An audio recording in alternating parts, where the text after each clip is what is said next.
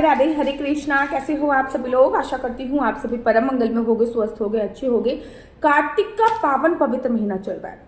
कार्तिक के महीने में दीपदान की, कार्तिक के महीने में स्नान की, कार्तिक के महीने में तुलसी पूजा की। मतलब जितनी ज्यादा मैं विवरण करूँ कि कार्तिक के महीने में जितनी ज्यादा पूजा पाठ कर सकते हो ना, वो अपने आप में विशेष महत्वपूर्ण होता है। बड़े सारे लोगों ने कार्तिक में तारा भोजन का नियम लिया है, बड़े सारे लोगों ने चावल का त्याग किया है, बड़े सारे लोगों ने चाय का त्याग किया है, बड़े सारे लोग दीप दान कर रहे हैं, बड़े सारे लोग कार्तिक स्नान कर रहे हैं, बड़े सारे लोग तुलसी पूजा का नियम, बहुत सारे लोगों ने ये सारी चीजें ली है। अब ऐसे में फर्ज ये बनता है कि कार्तिक के महीने में पीरियड्स भी आते हैं, तो पीरियड्स में कार्तिक स्नान कैसे करें, पीरियड्स में दीप दान कैसे करें, पीरियड्स में तुलसी पूजा का कैसे नियम ले, क्योंकि हमने तो कार्तिक के पूरे महीने में ये सब चीजें करने का नियम लिया है और अचानक से पीरियड्स आ जाए तो हम कार्तिक स्नान कैसे करें? ठीक है ना।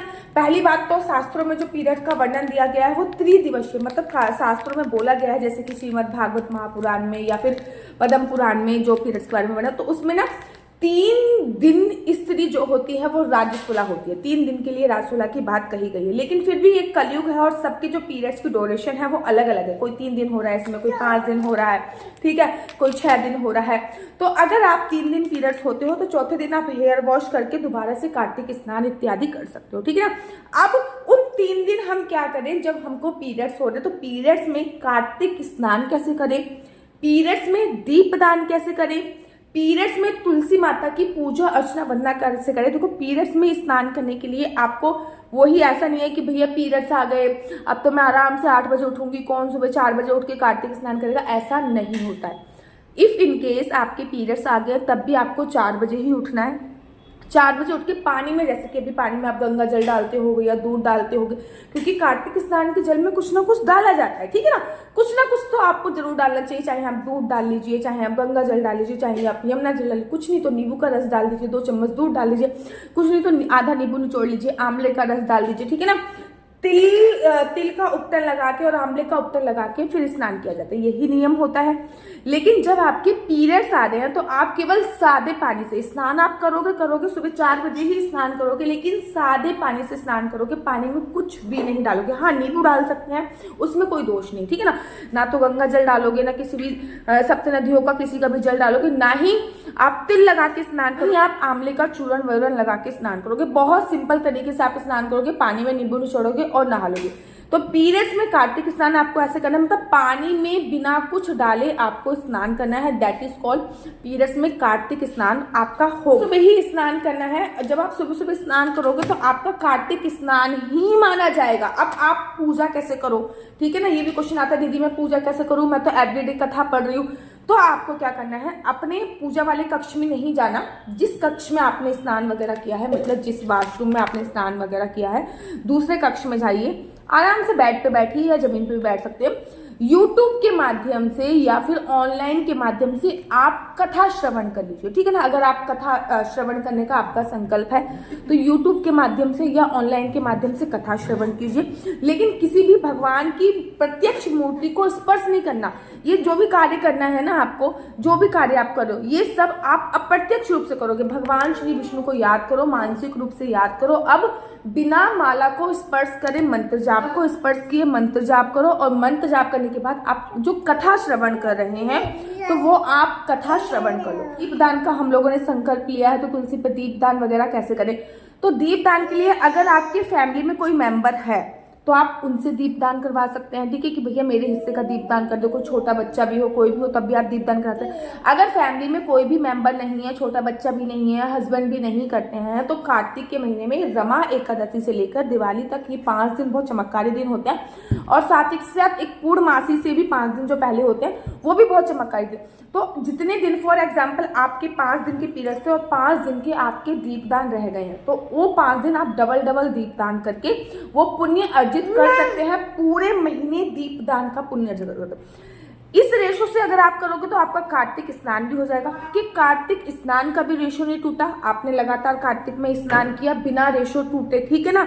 आपके दीपदान का भी संकल्प नहीं टूटा। आपको कार्तिक के पूरे महीने तुलसी पे दीपदान करना था, या पूरे महीने घर के बाहर दीपदान करना था, या पूरे महीने आकाश दीपदान करना था, वटएवर आपने जो भी संकल्प ले रखा है आपने वो करना था।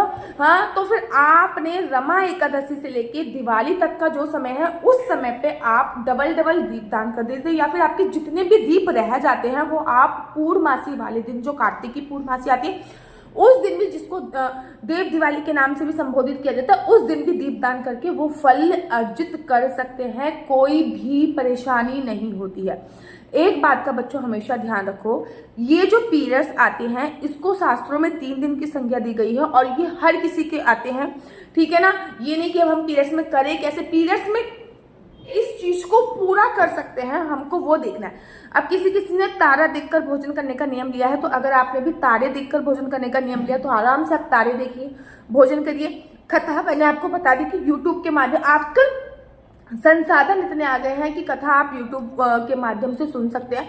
पानी में बिना कुछ डाले स्नान कीजिए, इससे आपके स्नान का नियम नहीं टूटेगा। अगर घर में कोई मौजूद है तो वो आपका दीपदान कर दे, तो इससे आपका दीपदान का नियम नहीं टूटेगा। अगर घर में कोई मौजूद भी नहीं है तो फिर आप रमा एकादशी से लेके पूर्णमासी तक का जो नियम होता है उस पर दीपदान कर लीजिए, या फिर दिवाली तक जो नियम होता है उस पर दीपदान, या फिर पूर्णमासी पर दीपदान कर लीजिए। एक दिन में 2 3 दीपदान कर लीजिए, तब भी वो नियम चलेंगे, क्योंकि आपने पूरे महीने का संकल्प ले रखा। साथ में आप भगवान श्री हरि विष्णु को ये बताइए कि आप सृष्टि के रचयिता हैं, आपने सृष्टि बनाई है, तो आपको तो सब कुछ पता है कि मैं किस कंडीशन से गुजर रही हूँ। लेकिन मंत्रों का जाप निरंतर करें, बिना माला जपे आपको किसी भी प्रकार से मंत्र नहीं छोड़ने, जितना ज्यादा हो सके। कार्तिक का महीना ना राधा रानी का बहुत पसंदीदा महीना है। कार्तिक का महीना राधा रानी को इतना पसंदीदा महीना है कि भगवान, देखो वैसे तो सारे मासों की जो रचना की है वो भगवान श्री हरि विष्णु ने करी है, लेकिन एक कार्तिक का महीना ऐसा है जिसका निर्माण श्रीमती राधा रानी ने किया है। इसलिए कार्तिक के महीने को भगवान श्री कृष्ण जी को बहुत प्यारा है और उन्होंने कार्तिक के महीने को अपना एक नाम दामोदर मास भी दे रखा। तो कार्तिक के महीने में व्यर्थ मत जाने दीजिए, कुछ ना कुछ अवश्य कीजिए। कुछ नहीं कर सकते तो कम से कम दीपदान कीजिए, तुलसी की परिक्रमा कीजिए। मैं आपको कार्तिक के महीने में लिए जाने वाले 7 नियम पे भी वीडियो जल्दी बनाने वाली हूँ। मुझे पता है मैं थोड़ी सी डिले हो गई, लेकिन मैं जल्दी वीडियो बनाऊंगी।